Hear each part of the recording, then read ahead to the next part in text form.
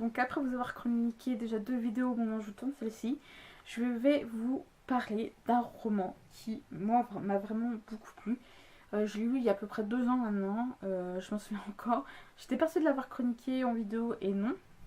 Donc je vais vous présenter Guinevere, la Dame Blanche, de Jean-Louis Fidjian aux éditions Fleuve Édition. C'est un livre que j'ai lu donc il y a 2 ans, je croyais l'avoir fait mais non. Donc de quoi ça parle? On va suivre... on va avoir en fait...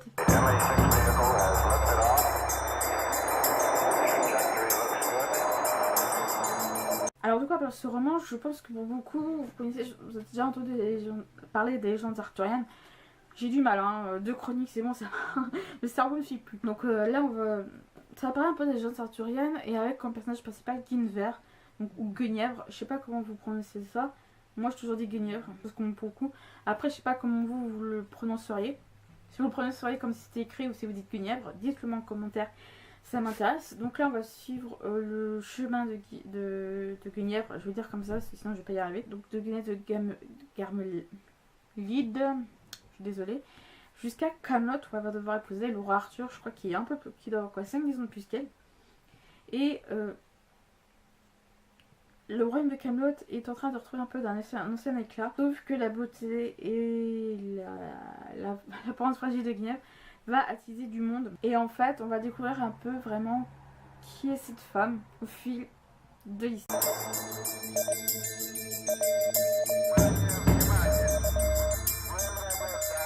Ça rend, je me demande vraiment certains détails parce que ça fait 2 ans, j'ai aimé, mais je crois qu'il y a des trucs qui bloquaient la preuve, j'ai bafouillé en vous parlant du résumé. Donc on va suivre un petit peu la vie de... On va suivre Guenièvre toujours sur elle jusqu'à Camelot, son mariage avec Arthur, etc.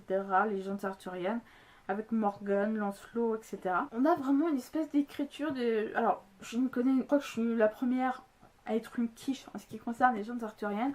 Je commence vraiment à m'intéresser un petit peu quand je possibilité grâce à la série Merlin. Donc je vais vous mettre une affiche, une affiche de la série maintenant. Où on a donc c'est une série où on a Merlin un peu jeune, plus jeune que le vieillard avec son bâton décrit dans le roman. En fait, on se rend compte que Merlin en ce moment, Soraya la reine de près, elle n'est pas la seule. On sent que dans ce roman, cette reine, enfin Guenièvre attire toutes les... Ah vraiment tu la regardes poser sur elle et on sent que ça ne plaît pas à tout le monde. Mais c'est une histoire qui vraiment, si le récit de Jean-Louis Fidjian est vrai, ça pas beaucoup. Alors je sais pas trop si on doit qualifier ça de récit véridique en ce qui concerne les légendes arthuriennes. Alors l'auteur c'est vraiment basé sur des faits vrais concernant les légendes arthuriennes, hein, les personnages Arthur, Guenièvre, Merlin, Lancelot, Morgane aussi. Donc on se rend compte qu'on a tous ces personnages là qui vont un petit peu, c'est pas la grande histoire d'amour qu'on... Alors il y a l'histoire d'amour entre Arthur et Guenièvre, mais avec tout ce qui va en retour, c'est les complots, tout ça, tout est vraiment très bien retranscrit dans ce roman. C'est vraiment une histoire qui, je pense, qui peut convenir à ceux qui aiment les légendes arthuriennes parce que c'est bien écrit, c'est très... On est à fond dedans. J'ai dû lire ce livre en 3-4 jours je crois, j'étais en vacances. Hein. Quand je suis en vacances, généralement je sais pas que lire, quand j'ai la spécialité je vais me promener etc. Faire des visites et autres, donc là c'était le cas. Je crois que durant ces vacances là j'ai dû lire 4 livres, je sais plus, en 15 jours. Donc je lisais beaucoup quand on était retourné à notre camping etc. Mais c'est vrai que sur ce coup là je m'en suis bien souvenu une fois chez moi pour réécrire le livre. Là je commence à oublier parce que j'ai l'impression qu'il y a des trucs qui... Je sais plus si je me dérange ou quoi. C'est vraiment les légendes arthuriennes pures et dures, c'est vraiment écrit, on sent que c'est du fantastique, sur fond de légendes vraies, notamment. Guenièvre m'a un peu dérangée, ce personnage j'ai un peu de mal. C'est un peu ce côté donc la Dame Blanche, on comprend pourquoi la Dame Blanche vers la fin du récit. Je vais pas vous en parler plus pour pas vous cacher. Tout ce qui peut être les complots, etc.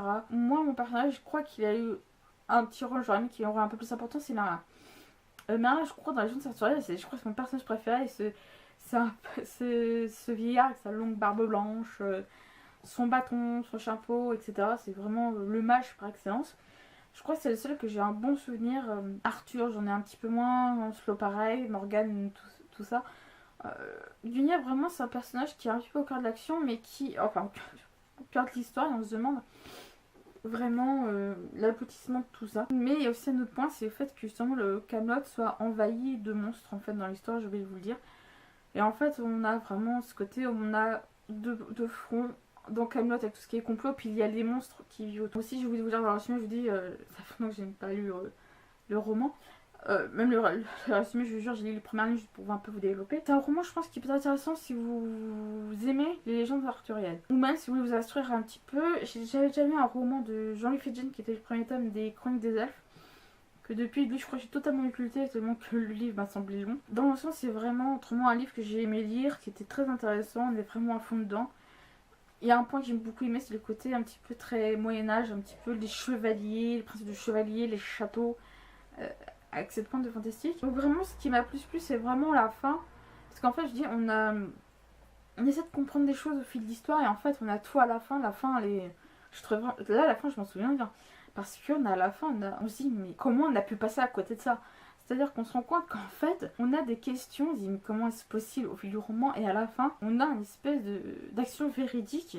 L'aboutissement de toutes ces questions, de ce qui a pu se passer, etc. Merlin nous dévoile la vérité, mais d'une manière genre, c'est possible ça? C'est pas possible. Je suis en train de dire n'importe quoi, l'auteur se moque de nous, mais non. C'est vrai, on se dit, on comprend un peu mieux.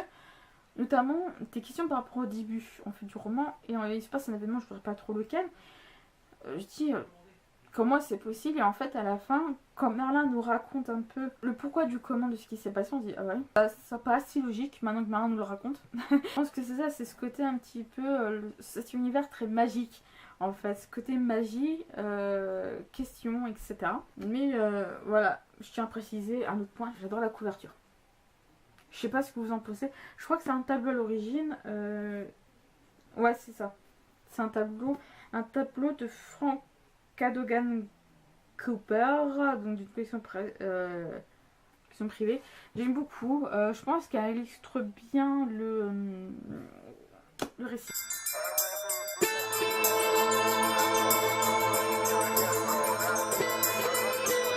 Des points positifs et négatifs, c'est dur à dire par rapport à ce que je viens de vous dire, c'est ce côté.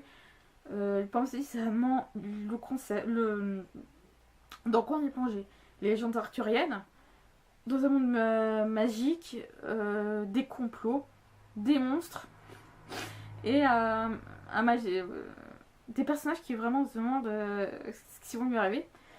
Un peu négatif, comme j'ai dit, j'aurais aimé que Merlin, je dis pas qu'il est effacé, mais il guide un petit peu Arthur, tout ça dans ce qui se passe, mais j'aurais aimé qu'il ait une plus grande application.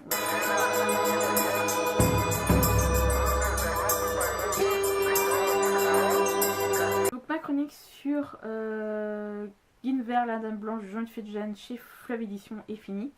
J'espère que ça vous conviendra. Si vous l'avez lu, dites-le en commentaire. Si vous ne l'avez pas lu et qui vous tente ou pas, si vous tente ou qui vous tente pas, dites-le en commentaire. Je serais satisfaite d'avoir votre avis. Donc en gros, c'est un livre qui fait pratiquement 350 pages et qui est au prix de pratiquement 20 €. C'est vrai que c'est un peu cher. Je sais pas s'il est sorti en poche, je pense pas. Donc voilà. Donc sur ce, je vous dis bonne lecture et n'hésitez pas à me dire ce que vous en avez pensé.